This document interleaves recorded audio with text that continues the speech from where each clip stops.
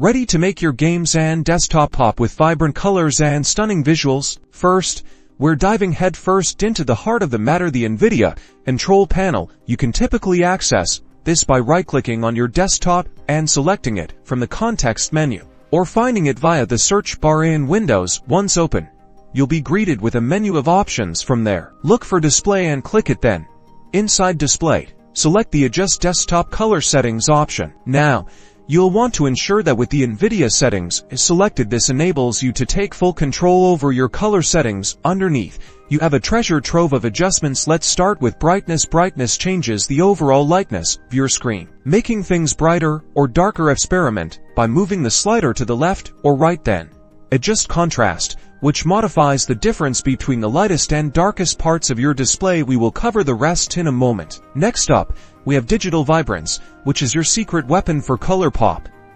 Increasing this setting makes colors more intense and vivid, bringing life and excitement to your screen. Be careful not to overdo it, though, as too much vibrancy can lead to an unnatural look. Game footage from earlier is shown again. Experiment with the slider to find the right balance. A slight boost to the slider is usually sufficient. Remember, there is no perfect setting.